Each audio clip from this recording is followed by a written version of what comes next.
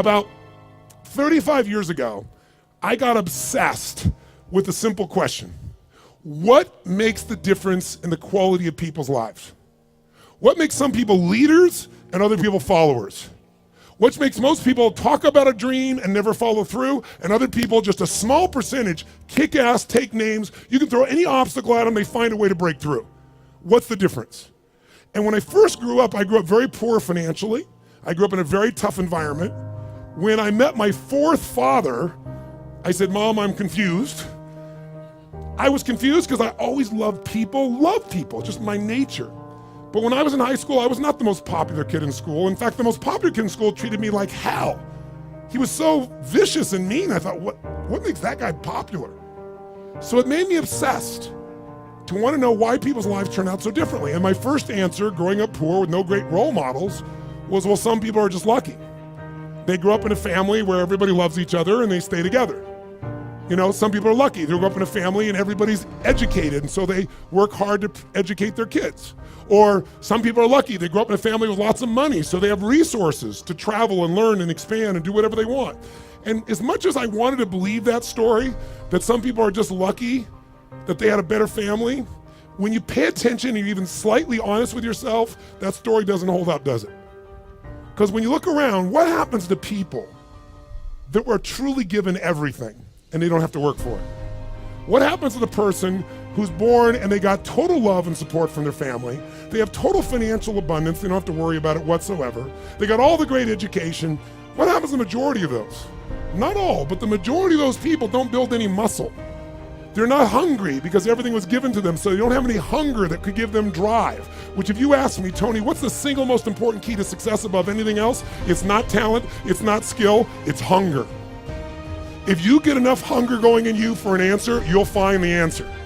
If you get a hunger enough inside of you that says, I gotta take things to a next level, I gotta achieve, I gotta make a difference, I gotta expand, you will find the answer.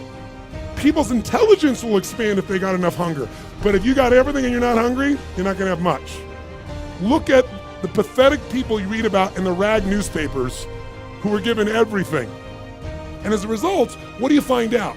The majority of people that are given everything, you find them living in rehab. They've been getting everything else and they're going in and out of rehab for drugs or alcohol or something else. And then you find these people that life seems to have stepped on. You know the kind of people I'm talking about? Life has kicked them in the face. They've experienced tremendous injustice. Nothing has been fair to them. They've been abused mentally, emotionally, sexually, spiritually, whatever. And very often, those are the very people that most of us are inspired by, who achieve levels that most people never dream about and who touch society. For example, what would you guess would be the future for a child if I described their background? Because most people think biography is destiny. What you've been through determines who you are. And most of us, if we're not succeeding, can tell everybody the stories of why we're in that place. But it's much more fun to tell people where you are today in spite of what happened in your life. That's a much more interesting story, isn't it? But if you look around, what if a person's story is this? True story. A person's born and their father's not there as a baby. Their father left before they got there. Their mother is going to raise them and their mother's 13. A child being raised by a child. If that's all I told you, what would you predict the future of this child would be good? Real positive, uplifting, expansive, powerful, influential, or concerning? Concerning. What if I said this 13-year-old mother didn't know what to do with this baby and was overwhelmed, so she gave the baby most of the time to her grandma, who had lots to deal with? And what if I told you, with grandma not noticing, before this child was 13, she was sexually abused more than 3 times by different people in family and friends? Now, a little baby being abused, a child being abused. What's the future? Doesn't look too bright, does it? What if I told you at 13, when the baby turned 13, this baby became exactly like her mother and became pregnant as well? Followed exactly in her mother's footsteps. What if I told you at 13, when the baby arrived, the baby was stillborn? The baby died at birth. What would that do to an adult mom having a baby, much less a 13-year-old child? What if I told you the kid went a little crazy with her behavior, got so outrageous and out of control, they put her in an institution, but fortunately the institution didn't have enough beds, so they couldn't keep her there more than a few days, and they finally released her to a man who claimed to be her father, who she'd not met. By now I'm sure you figured out whose story this is. Who is it? This is Oprah Winfrey's story. Oprah Winfrey went through all that we just said, plus she was African American at a time in the US when the President of the United States was not African American, and when many people in the US did not judge people by their character, they judged them by their color based on nothing whatsoever. This woman has become one of the most influential people in the world, females on the planet, and that's her story. So the reason is, whatever story you're being told about the economy, whatever story you're being told around you, you have to be so aware not to buy into a limiting story. Either someone else telling you that or you telling yourself that. And I'll tell you something, it's gotten worse as the years gone by, and I think the US has been the leader in it. I'm not attacking my country, it's interesting what's happened in my country in the last 2 decades. Some of you may be old enough to remember 20 years ago when things started to change, because America likes to export their stories. So I think many of you, if you're around then, can remember there was a story of 2 young men who killed their parents in Los Angeles. Their names were the Menendez brothers. Does anybody here remember that story, the Menendez brothers? Keep your hands up so I can see a sense. Yeah, quite a few of you can remember this story. If you didn't know the story, it's about these 2 young men. They killed their parents, their mother and father, at point blank range with a shotgun, murdered them in cold blood. But when they went to a jury trial, the jury couldn't decide. They admitted they did it. They admitted it. But they said, but our parents were abusive. And so the jury literally was deadlocked. It took 2 jury trials to convict them. Now, all because they were abused. Well, many people are abused. They don't kill their parents with shotguns, right? See, if you and I are going to be successful, we're never going to get it by blaming somebody else, including God. People say, I'm poor because God wanted me poor. I'm fat because God got me fat. No, you're poor and fat because you sit on the couch and watch TV and eat Cheetos all day. It's not God's fault. So what I'm suggesting to you is you and I have to come up with a better story, a story that can make things work. So now I want you to tell me the truth on something here. Tell me right now, who here in this room has ever failed to accomplish something that really mattered to you? We all know we failed at some point. The first time I ever asked this question on stage, it was spontaneous. I was at this group called TED, Technology, Entertainment, and Design. And I asked everybody in the audience, because they're all multi-billionaires, the guys that started Yahoo, the guys that started Google. It's this really unique group of people. And they're in this darkness. And they weren't responding, so I said, let me just ask you a question. How many of you have ever failed? No one raised their hand. I said, thank you for your full participation. How many of you have ever failed? They all raised their hand. I said, great. When you failed in the past, why did you fail? And this is where you hear people's story. Remember why I'm telling you this? Because I want to tell you right now, you might write down something. Change your story, change your life. We all have a story about why we are where we are. If you're not where you want to be in your life, in some area, like maybe your body's great, but your finances aren't, or your finances great, but your relationship sucks, or doesn't, or whatever, the bottom line is, you've got a story why it's that way. And the story we tell ourselves protects us from pain. It gives us a reason why it's not our fault, or it's going to be okay in the future. But the story that protects you also imprisons you. It keeps you from changing your life. So in order to create a change in your life, you really truly got to change your story. You got to shift your story. You got to find a story that's going to empower you, a story that's going to strengthen you, a story that'll push you beyond anything you've ever done in the past. So the story most people have, and that they had at this TED piece was, I said, why have you failed in the past? Didn't have the money, didn't have enough time, didn't have the right resources, didn't know the right people, didn't have the right contacts, didn't have the technology. Some people said we had a lousy leader. The leader said I had lousy people. Right? Isn't this stuff that people tell you? And then in the darkness, I heard this voice say, I didn't have enough Supreme Court justices. And I looked into the dark room down there in the front row, and it's Vice President Al Gore, who lost to George Bush, and the whole crowd, I was in Northern California, and it was a Democratic crowd, so they all stood up and cheered like crazy. And when they're done cheering, I just stood there and I said, that's one way to explain why you didn't become President of the United States. You didn't have enough Supreme Court justices. But I might suggest there might be a different reason. And everybody was like quiet, going, what's he going to say? And I said, let's look at everybody else first. Those of you who told me you don't have the money, you don't have the time, you don't have the education, you didn't have the right people, didn't have the right skills, didn't have the right technology, you didn't have the right Supreme Court justices, or enough of them. I would submit to you, you've all told me the reason you failed is you didn't have the resources. Time is a resource. Money is a resource. Technology is a resource. Knowing the right people is a resource. And I said to the audience, here's my experience working with the most successful people on the face of the planet, athletes, presidents of the United States, multi-billionaires. Here's what I know from them. Resources are never the real problem. A lack of resourcefulness is the real problem. I'll say it again. Lacking the resources is not the problem. Lacking resourcefulness is the real problem. What I mean by that is very simple. The ultimate resource is human emotion. What starts wars? Is it logic? Hell no, it's emotion. What makes you get married or get divorced? It's emotion. What will make you stay up all night, work to build your business? Emotion. What will make you give up? Emotion. If you don't master your emotion, if you don't become resourceful, then you're gonna think the problem is resources. Because I'm here to tell you, every great person I know didn't have the resources, but they got them because they're resourceful. And what that means is, if you're creative enough, creativity is an emotional resource, can you find an answer to the problem, yes or no? If you're determined enough, can you find the money that you don't have? Can you find it, yes or no? If you care enough and get other people to care with you, can you get them to help you, yes or no? If you are bold enough, if you're strong enough, if you're disciplined enough, can you get yourself to do things other people cannot find a way to do, yes or no?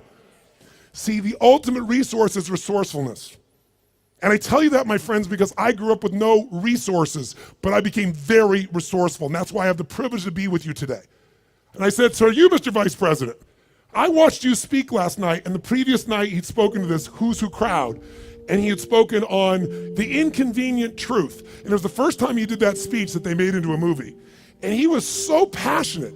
And you never saw him passionate, but he was passionate. He grabbed everybody. People liked him, people didn't like him. I said, listen, let me tell you something. You said you didn't have enough Supreme Court justices? Here's the truth. I watched the debate with you and Bush. I wanted to vote for you, but I couldn't. There wasn't any energy. There was just ego there.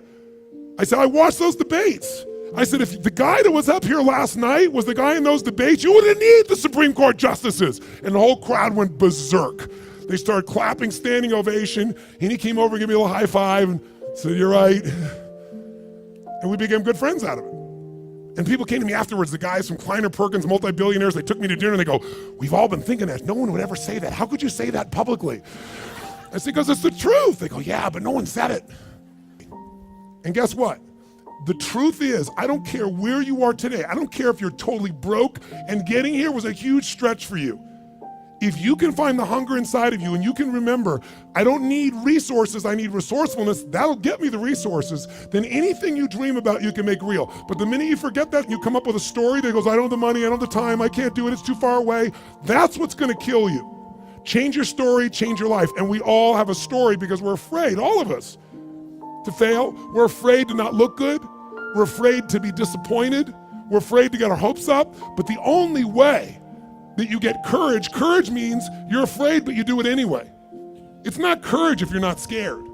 And so there's gonna be people talking here the next few days or today that they're gonna give you some great strategies. Whether you do it or not is not gonna be based on your ability. What you're capable of is amazing. What most people will do is disappointing. It has nothing to do with the content of what needs to be done. It's everything to do with the mastery of your own states. So here's what I believe. My passion is not just get up and talk. My passion is get people to rewire themselves. So how many of you came here not just for information? How many came here for some breakthroughs? A breakthrough means a new quality of life where things that were impossible are possible. Who's with me on this? Say I. So let me give you 3 keys to a breakthrough. Any one of these 3 can give you a breakthrough, but if you do all 3 of these, you're gonna have an extraordinary breakthrough. So let's start with something so simplistic that none of us would be emotionally attached to it, and we all know it's true. And let's take a symbol in society. All over the Western world, including Australia, and you guys are a bit better than America, but not by a whole lot. What's happened to societies, Western societies, in terms of their health and fitness? Now, I don't know the current numbers here in Australia, but I'll tell you how bad it is in the US. I know you're slightly better than this. 1/3 of Americans are obese now. 1/3. Literally 60% of Americans are overweight. Now, I want to ask you a question. Is that because the strategies required to losing weight are so complex that it's just completely overwhelming? Is that why, yes or no? No. However, if you have the wrong strategy, you're guaranteed failure, even if you're motivated and driven and excited. Is that fair to say? Like, I can remember a few years ago when on the cover of Time magazine was a diet called the Atkins diet. And it said, I don't remember the exact number, I think it was 13% of Americans, the largest number ever, were all on this diet. Now, if you knew anybody who was on the Atkins diet, of course you'd lose weight. First, the number of calories you took came down, but second of all, you ate such an acidic diet that you literally had to pee on a stick so you wouldn't go into acidosis. And if you ever smelled the breath of someone on that diet, you wanted to stay as far away as you humanly could be.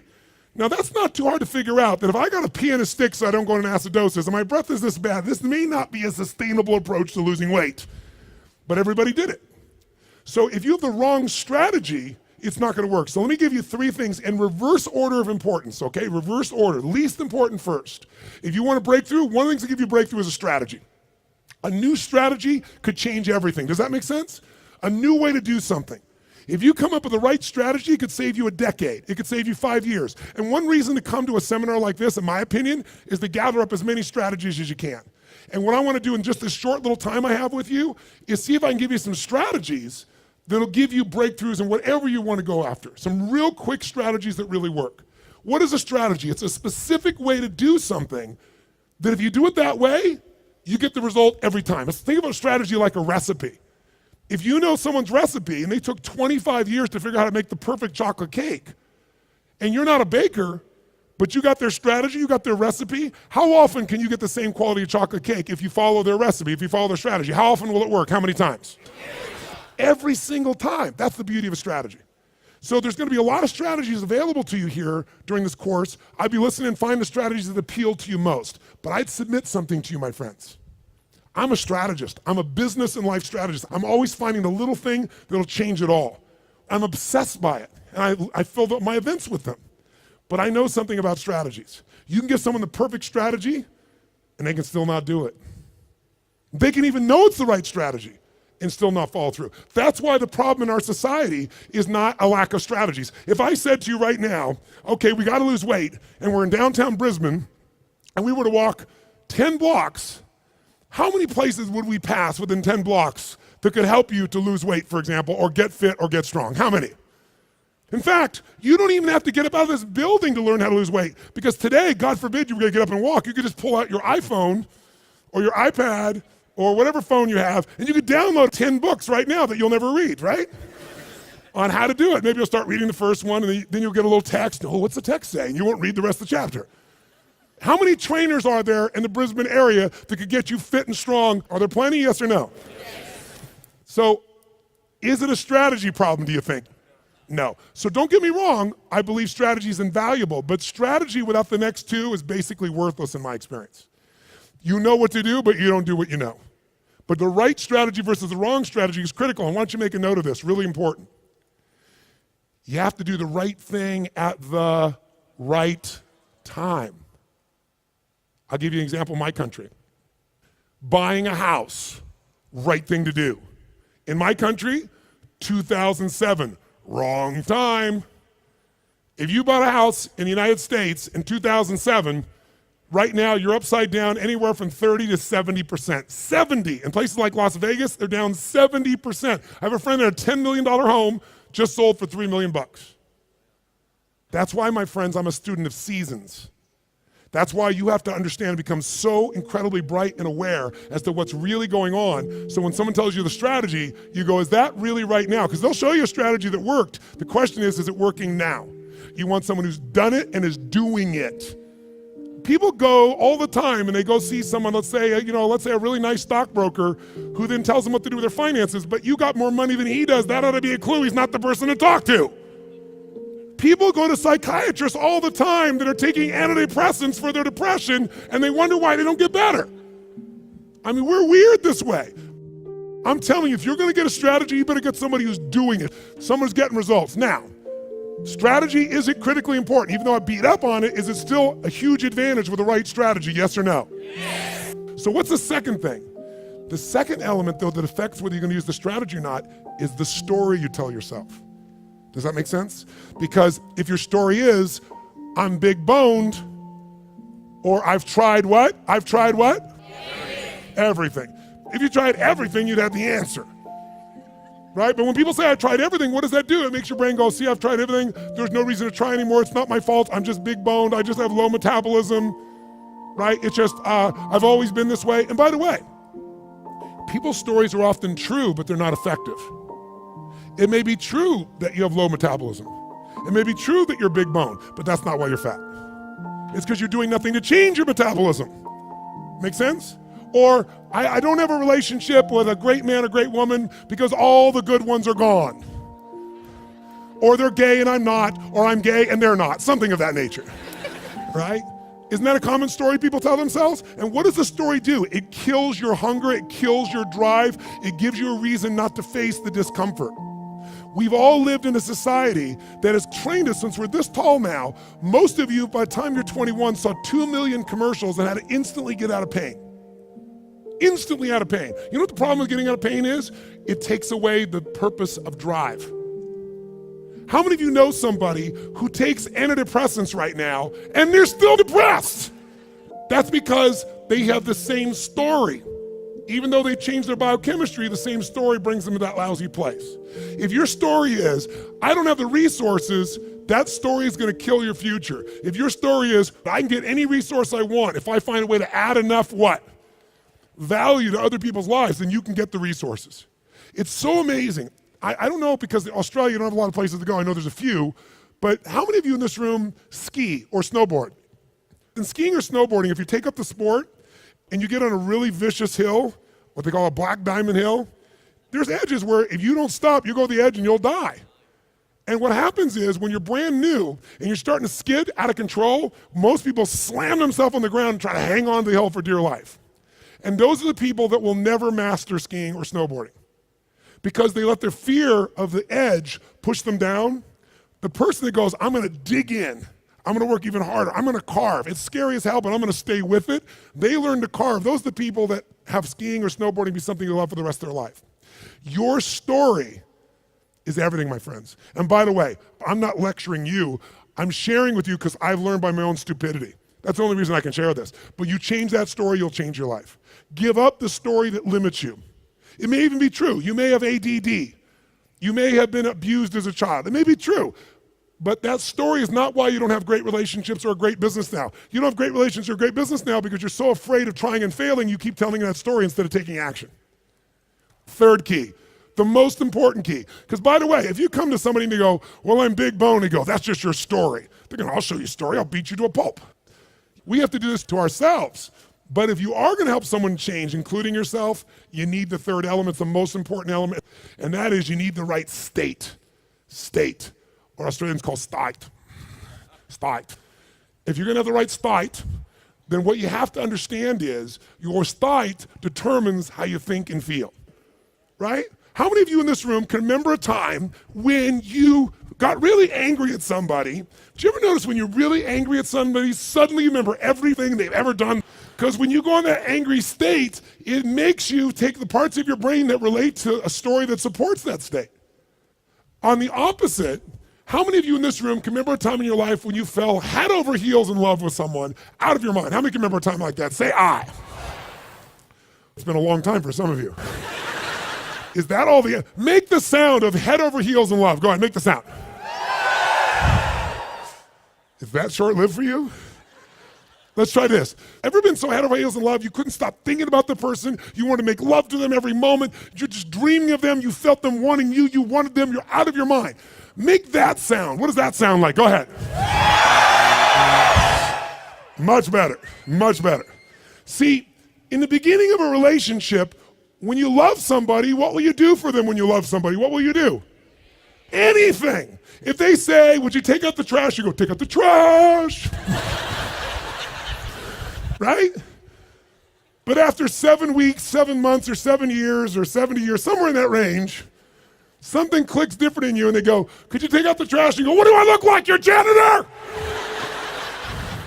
And they go, I don't know what it is. We used to have so much passion. Where did it go?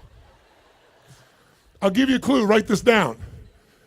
If you do what you did in the beginning of the relationship, in the end of the relationship, there won't be an end.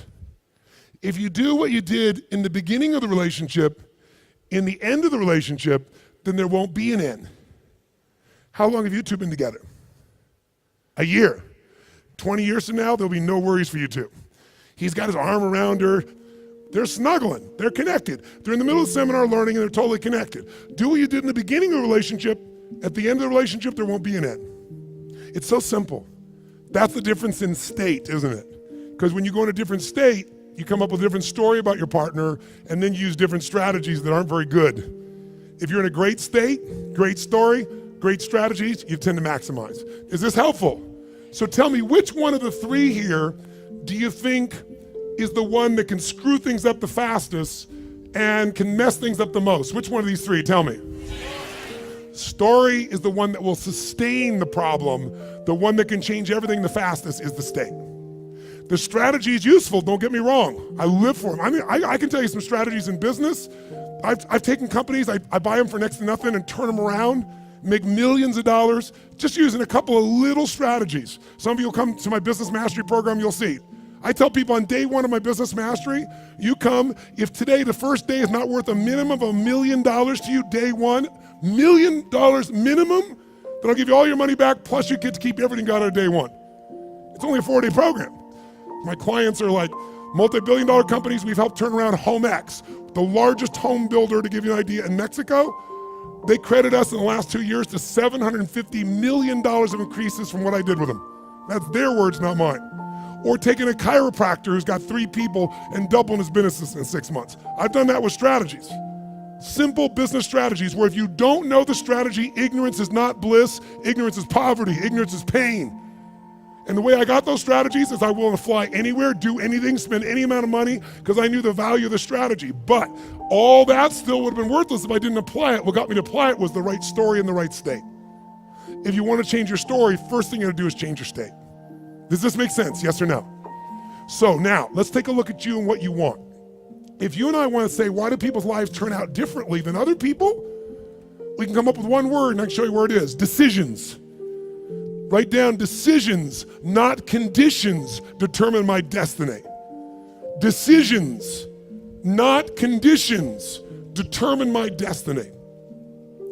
If you look at your life and you look back on it over the last 10 or 15 years, I'd be willing to bet there have been some decisions that if you would have made a different decision, your life would be radically different today.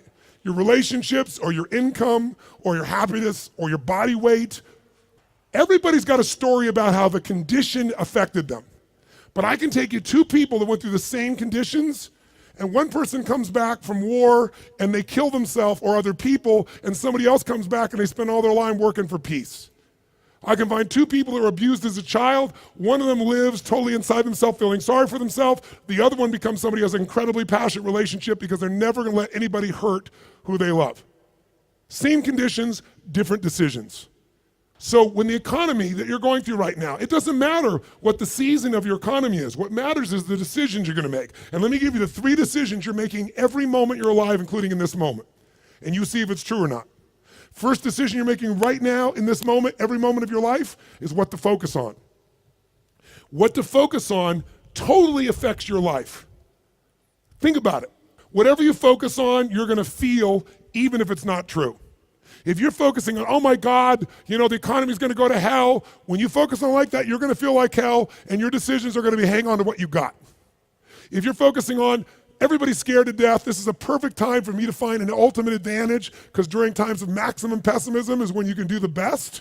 If that's your focus, you're gonna find a different set of opportunities. Focus equals feeling, focus equals direction, focus shapes everything. What's the problem though?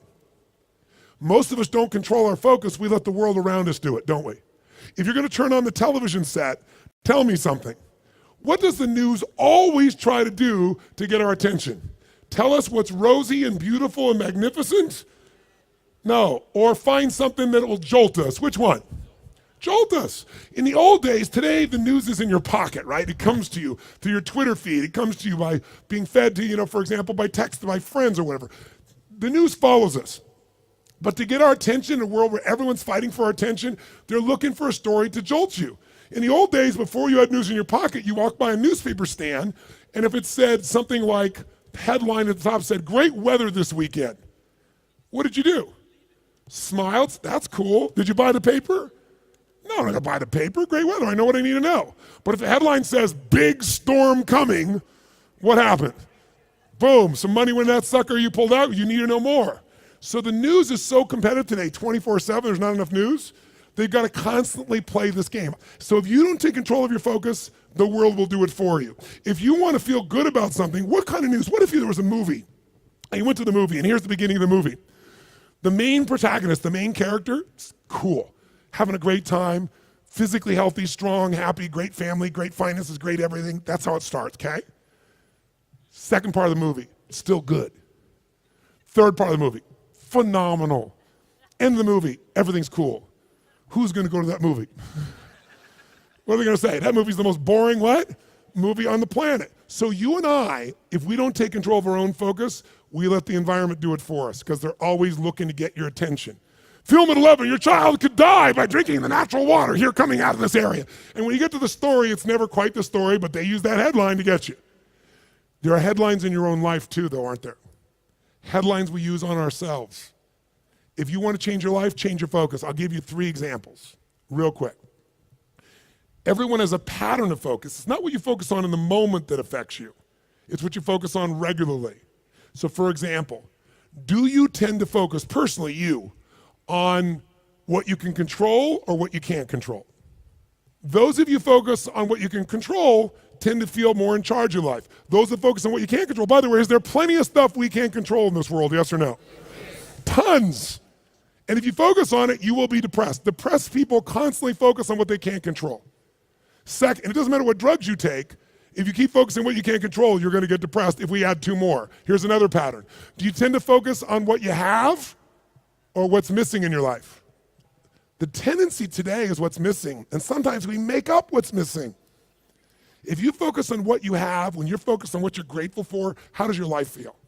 When you start thinking, oh my God, look at how I'm living. I mean, the worst Australian person who's having the worst, toughest time is having a better time than 90%, I should say, more like 80% of the planet. Because about 80% of the planet lives on $2 a day. Most of us, our worst nightmare is somebody else in the world's greatest dream. But if we don't focus on what we have, when we focus on what we're missing, you're gonna feel like hell. And don't get me wrong, sometimes focusing on what you're missing will give you some drive. Cool, but you just gotta balance it out. People are depressed, always focus on what they can't control, always focus on what's missing, and here's the third one they have, third one. And by the way, most of you have one of these, maybe 2, not all 3. If you have all 3, I know you get depressed pretty easily, okay? Third one, do you intend to focus on the future, the present, or the past? Now, we all do all 3, right?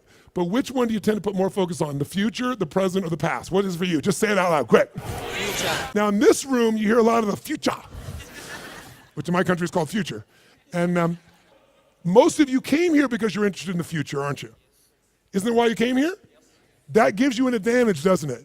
Because most people tend to look at the past. If you're focused on the past, since you can't control it, it's gonna probably, many times, lower your energy or even depress you. If you focus on the present, you'll probably be happier because the present moment's got more to it. A great business person looks at the future and the present, back and forth. A great happy human being tends to live in the present. A miserable human being tends to live in the past. Now, there's some exceptions. If your past is the best part of your life, you might want to spend more time there. But the problem is, if you're trying to drive yourself into the future and you're using a rear view mirror called the past, what's gonna happen, my friends? Tell me what's gonna happen. You're gonna crash. You're not gonna go backwards, you're gonna crash. Make sense? So these are just 3. I could give you so many more, and if you decide to come to the seminar, we're not just gonna tell you this, we're gonna work on it, but I wanna at least make you aware of it. So if you catch yourself focusing on what you can't control, go, okay, of course I can't control this, but this is what I am in charge of. This is what I can control. I'm missing this, that may be true, but here's what I do have. That will shift your state, which will then allow you to come up with a better what? Story, which will then get you to possibly be able to use a better strategy. Here's the second decision you're making right now as you're sitting here. Second decision, as soon as you focus on something, you now have to give it a meaning. What does this mean? What does this mean? So for example, is this problem in your life a problem? Is it God punishing you? Would it feel different than if you said I have a problem versus God's punishing me? Or is it a challenge? Or what if it was a gift? What if this problem was truly a gift? Would it change how you felt, the state you're in, the strategy you would find, versus if you thought this was a curse?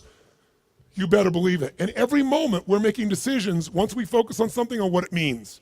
Were you just humiliating me? Were you teasing me? or you're challenging me. Whichever one you come up with is going to change a very different relationship between you and I. And it's all what you make up in your head, the meaning you give it. Is this the end or the beginning? If you think this is the end of a relationship, are you going to treat the person the same way as if you think it's the beginning of a relationship? Yes or no? If you think this is the end of your career, the end of opportunities to invest versus the beginning of them, then your whole experience is different. If your economy really were to take a huge explosion and take a huge drop down, it would be one of the greatest opportunities of your life. The fact that it's no longer growing geometrically is an advantage to you, if you understand that. Because by the way, you make more money when things burn down than when they grow because they burn down faster. It takes years to build the towers in New York, burn them down in a couple hours. And if you're smart, you can know how to do well no matter what the economy is doing. That's really the skill set you gotta master. But none of that will you get to unless you can come up with an empowering meaning from the situation. That's what makes somebody successful. What makes Oprah Oprah is she focused on what she could control. Oprah focused on what was possible, what was in the future, and how she could do something right now to make it happen. Oprah mastered meaning. She didn't say, I'm African American, I'm poor and I'm broke and I have no resources. She goes, I'm a tower of power and I'm gonna find a way to make this world change. Those belief systems got her, those states and beliefs, to the strategies that made her Oprah. Make sense? So, the piece here is meaning. What does it mean? And then the third decision you're making right now, and again, when I say you're making it, be honest. You may not be making these decisions consciously. They may be being made in your unconscious just habitually because you're not paying attention. That's why you and I want to change our life. We got to wake up. So we decide what we focus on, we decide what things mean, and then the third decision, we decide what to do. What to do. Do I quit or move forward? Do I go interview this person and figure out what they know, or do I just go home and have lunch? Do I enroll in this course so I keep growing, or do I go home and say, let's just see how I do? Your decisions are going to be affected. Do I stay married or do I get divorced? Do I walk up to that person and say, I want to meet you, or do I just stay here and go, maybe it's not the right time? Your decisions of what to do are powerfully shaped by the emotions you're feeling, and the emotions came from the meaning. The Tony Robbins podcast is directed by Tony Robbins and hosted by Anna Yord. Carrie Song is our executive producer. Tyler Culbertson is our associate producer. Jamie Carvajal and Adriel De La Torre are our digital editors. Special thanks to Diane Adcock and Mary Buckheit for their creative review. Copyright Robbins Research International.